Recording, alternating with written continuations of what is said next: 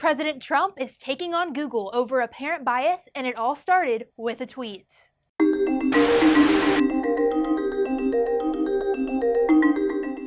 The president tweeted, "Google search results for Trump news shows only the viewing/reporting of fake news media. In other words, they have it rigged, for me and others, so that almost all stories and news is bad. Fake CNN is prominent. Republican/conservative and fair media is shut out. Illegal? 96% of results on Trump news are from national left-wing media. Very dangerous. Google and others are suppressing voices of conservatives and hiding information and news that is good. They are controlling what we can and cannot see. This is a very serious situation. Will be addressed." I think Google is really taking advantage of a lot of people, and I think that's a very serious thing, and it's a very serious charge. I think what Google and what others are doing, if you look at what's going on at Twitter, if you look at what's going on in Facebook, they better be careful, because you can't do that to people. You can't do it. We have literally thousands and thousands of complaints coming in, and you just can't do that. So I think that Google and Twitter and Facebook, they're really treading on very, very troubled territory, and they have to be careful. A video tweeted by the president claims that Google promoted President Obama's State of the Union addresses, but not President Trump's.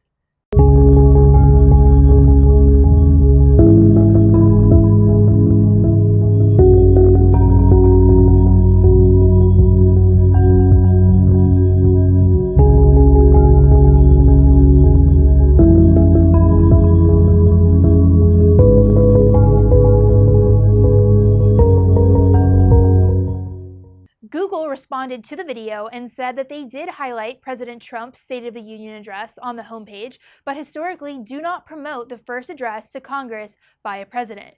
Now, President Trump, as president, has such a loud megaphone that it's great that he's drawing attention to this topic, because we've seen clear social media bias with many companies, not limited to Facebook, Twitter, and YouTube. But on the flip side, many conservatives would agree that more government regulation in this area might make matters much worse. Now, next week, social media hearings on the Hill begin. We'll have to take a close look at those after they happen.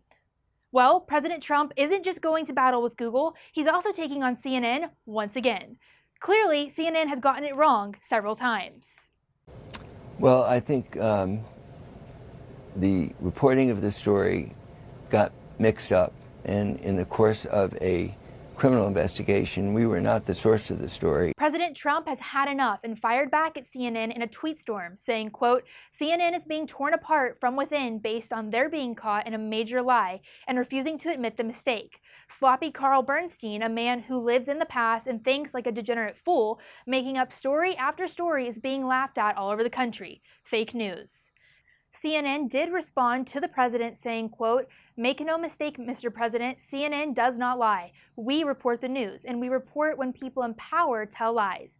CNN stands by our reporting and our reporters. There may be many fools in this story, but Carl Bernstein is not one of them."